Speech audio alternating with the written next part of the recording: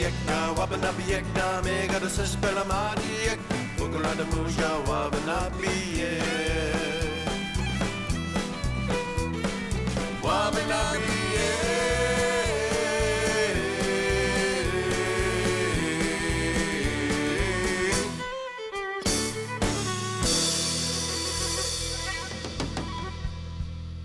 Happy to have you here at the center. Oh, it's great to see you, Good to Pam. see you. Yes.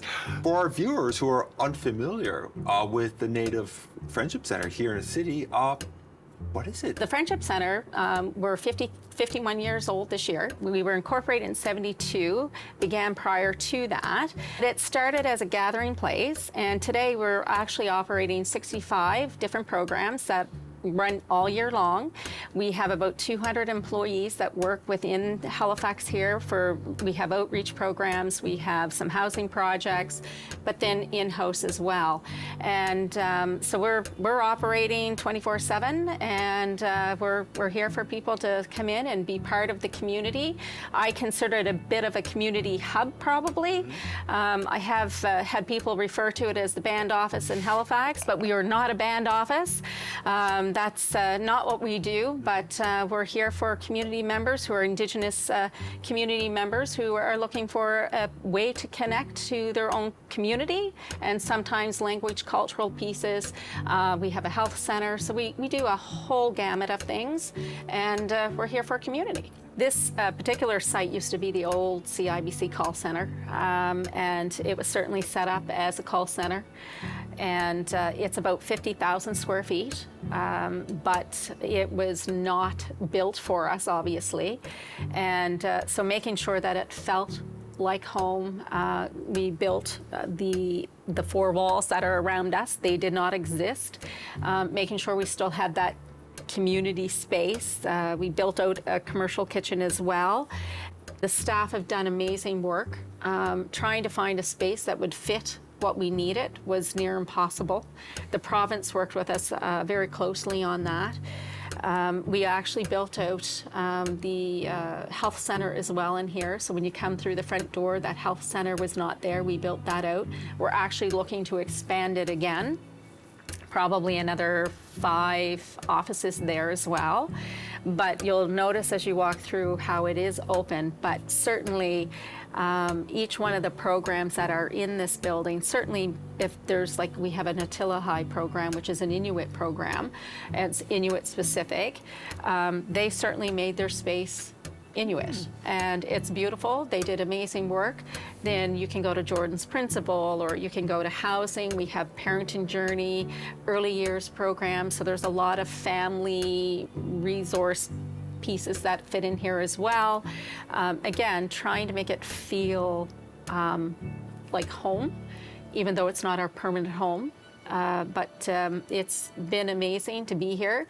A little bit of a challenge, some of the challenges that we've had with it. Certainly it's not purpose-built, and sometimes the location to find us can be a bit challenging, but it's been well received.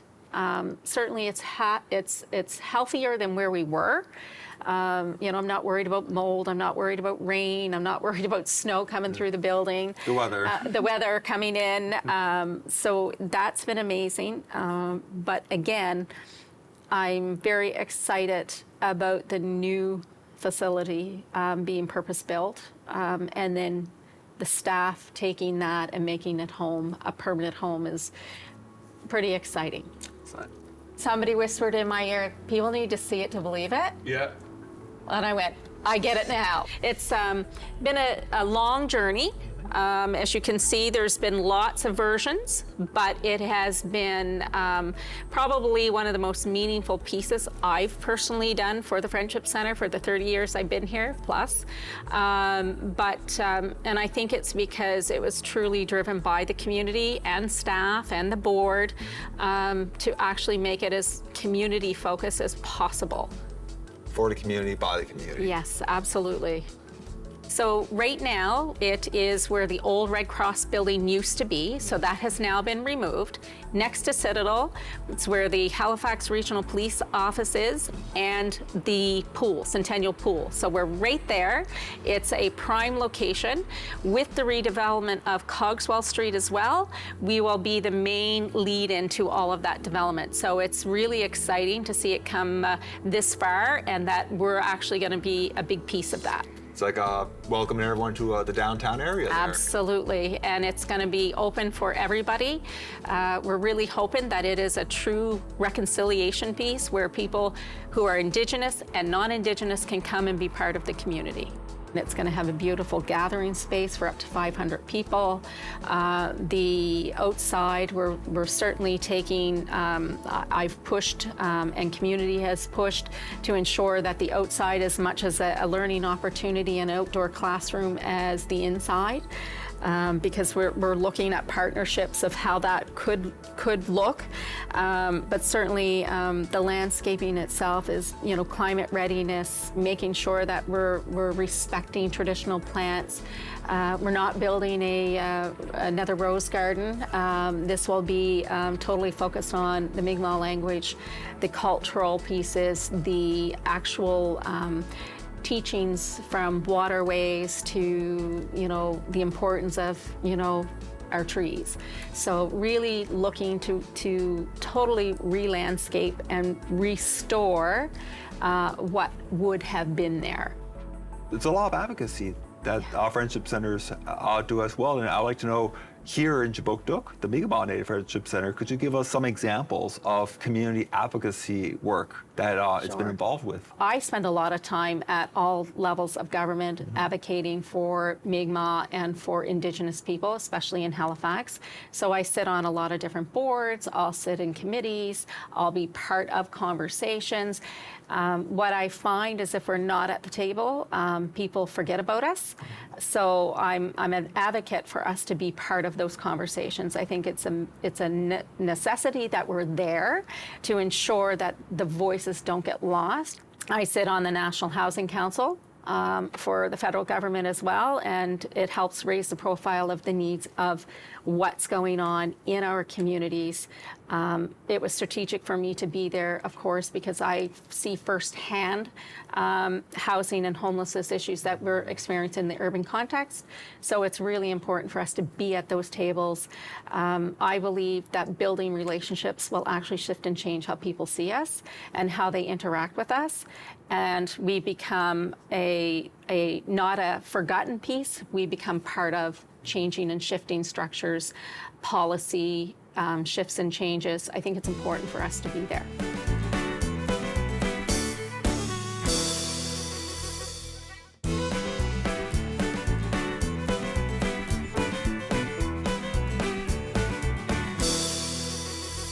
Did you know that the Mi'kmaq word for Halifax is Kjipuktuk? But Kjipuktuk doesn't literally translate to Halifax. Kjipuk means the Great Harbor or the Big Harbor, and the tuk at the end means at the. In Mi'kmaq, adding G in front of a word would mean great or big. For example, G Sagamau, Grand Chief. I've been living in Kjipuktuk since September of 2000, and just throughout, I guess I'll say decades now, I've seen more and more Mi'kmaq and Indigenous culture, arts, awareness, voices coming up more and more. So I remember for a long time, we never saw a Maui-Omi or a powwow, ever. You never seen art, you never seen land acknowledgements. And more now in the city, well, in the province and in Canada as well, but in the city, I'm happy to say that I see more Indigenous Mi'kmaq art, voices, perspectives. What role has the Friendship Center been helping to contribute into that here for the city? So we've been involved in a few things. NAG was just happened, of course. We were down on the waterfront. We highlighted Indigenous artisans. We supported the whole waterfront. Certainly, we have a project called Everyone Every Day. So some of the murals that you're seeing around. So when you come down, that's a group or a program that we have that actually is specifically putting artwork out in the city, working with the community, Indigenous and non-Indigenous folks to build things and to put some pictures up and artwork up and just little pieces. So we get involved in those pieces, and that's part of some of the reconciliation work that I believe we need to do as well, because I think it's about bringing non-Indigenous and Indigenous folks together to help actually learn from each other. So there's those pieces. Certainly with the council, HRM Council, we were part of the Statement of Reconciliation that they passed. So it's little pieces of education that we get involved in, but I think very long-lasting pieces. I think it was one of the first times I would say that HRM actually recognized our chiefs as a governance body. And that's I'm pretty excited over those pieces, because that is the system we have.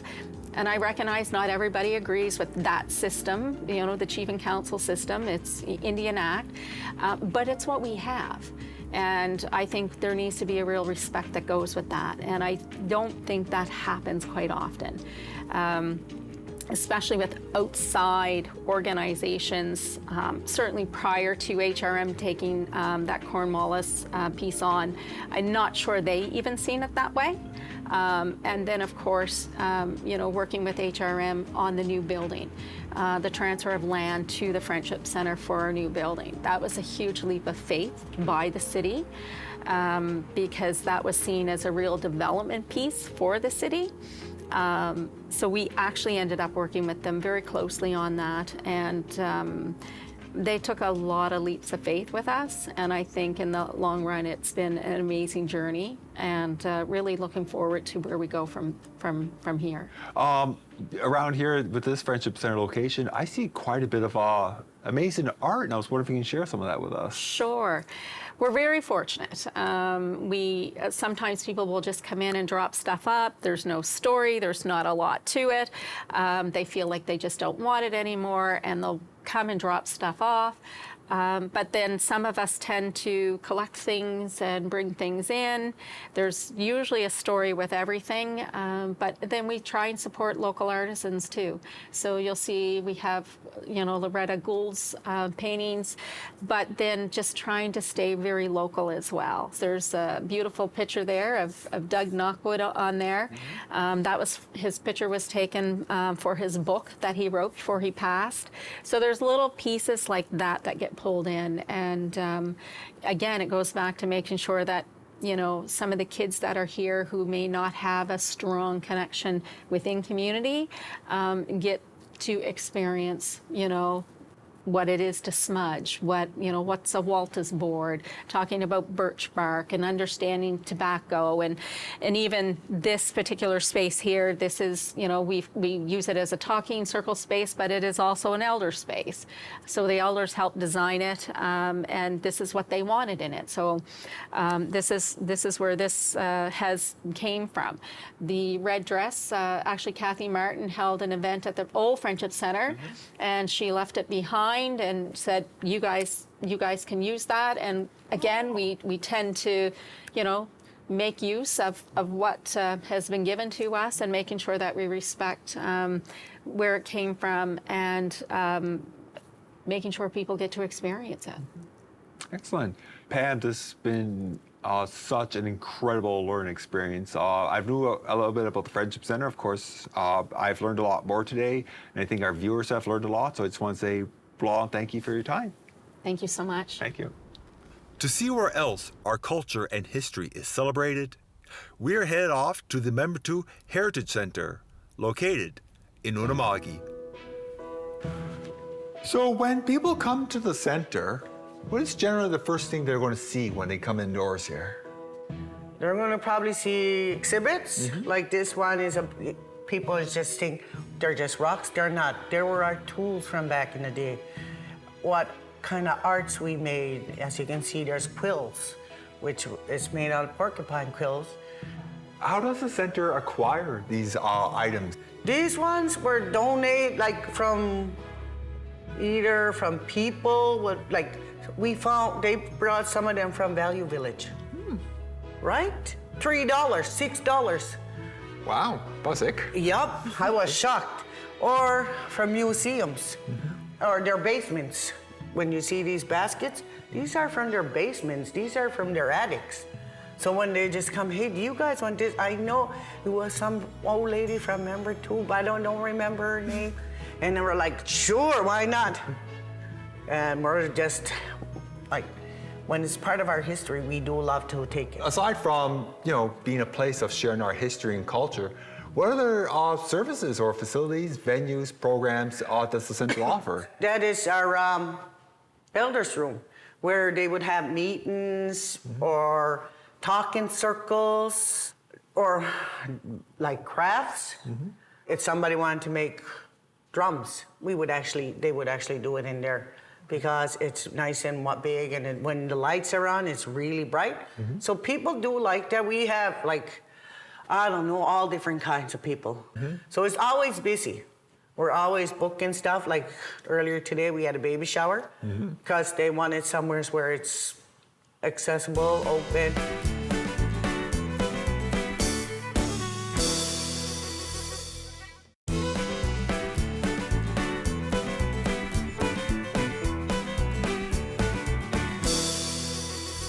Did you know, in the latter 1800s, many Mi'kmaq had work in sports tourism. Wealthy folks from the United States wanted an authentic wilderness experience here in Mi'kma'ki and would often hire Mi'kmaq folks to act as guides along the forests and waterways. Many Mi'kmaq had worked for several weeks straight because of this. Here in the Heritage Center, what I see over there are a lot of baskets, including a very gigantic one. I actually have a family story about this basket. So this basket was made by my late Uncle Angus B. and his wife, the late Mary Kay Gugu. And as I understood it was a family project that started early to mid-90s. It took a couple of months with weaving it and putting it together. And I remember seeing photographs where it got about here, where some family was able to stand in it, but it got to a point where you could not get in and out of the basket because you see this thing is, well, it's about my height there. And then when it was completed, I remember our local paper back home, I think it may have been the Inverness Oran, and they wanted to find out, is this indeed, as you're saying, the biggest basket there is?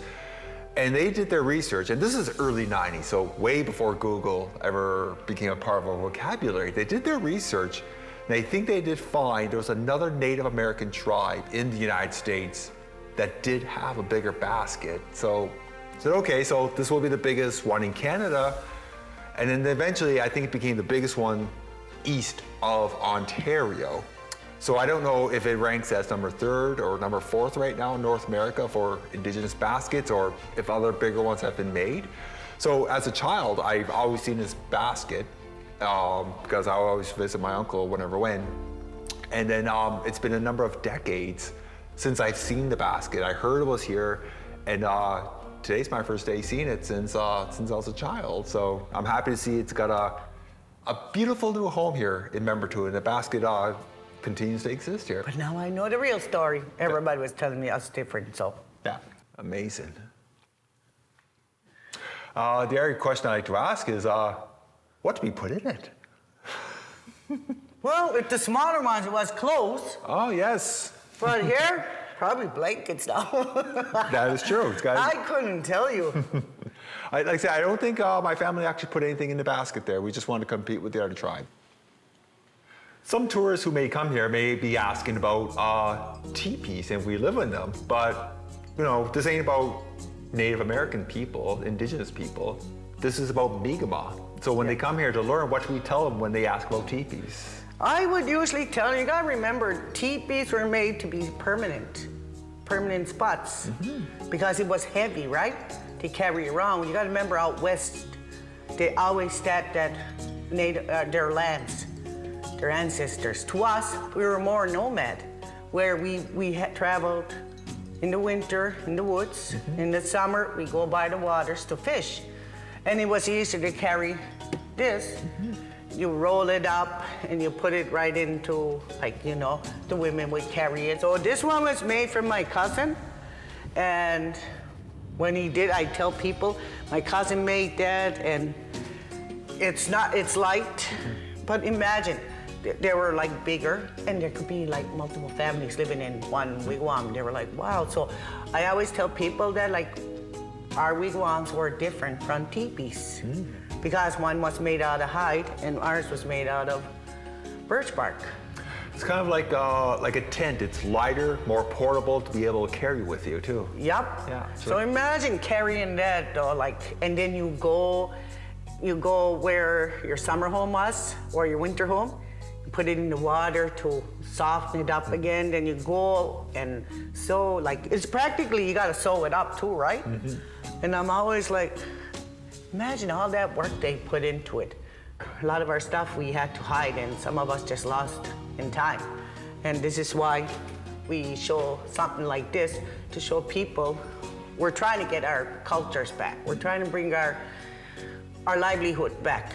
And this was one of our livelihoods. See, I'm sitting there, these are all donated. Okay. That's why we like, and even these ones. Ah. Andrea, what do we have on this table here? Donald Marshall Jr. nets from, when was it, 80s or 90s? 1993, Yeah. I believe he was initially charged. Yeah. Yeah. And one day they called and asked if we wanted them. And we were like, sure. So we just put them aside and we were like, okay, but these are cleaned.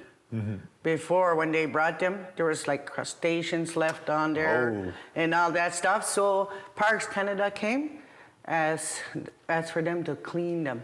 When they did clean them and they put them back, we actually just put them down and showed people, this is like our inherent right to fish and hunt and fish. And when he was caught ealing during the night, they charged him, they took his nets. And they brought them back, which was so we can show the history of our people, that his legacy still lives on today. It's been an honor to have something of his stuff here. Absolutely, yes.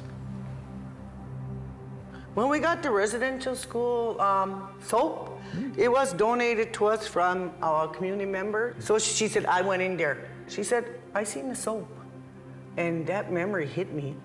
That's why I don't speak Mi'kmaq today. She said, because we weren't allowed. We were gonna get beaten and soap in our mouth. And that's one thing I hated. And she said, so I grabbed that.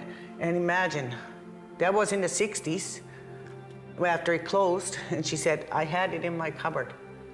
And she just decided she wanted to give me it. We put it there to show people what they would use, what they used to punish the kids that spoke the language. I absolutely understand, keeping it covered so the smell doesn't elicit bad memories from survivors who may see the bar, which could be triggering itself, let alone smell and what kind of negative memories that would bring back. Our people went through hell and back.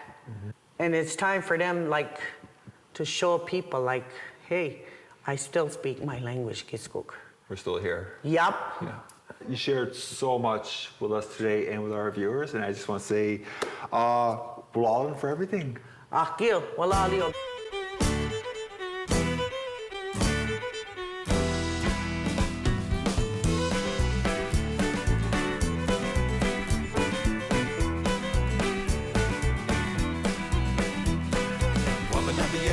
Wabanabiyekna, mega the Sespelamadiek, Bukulanda Muja, Wabanabiyek.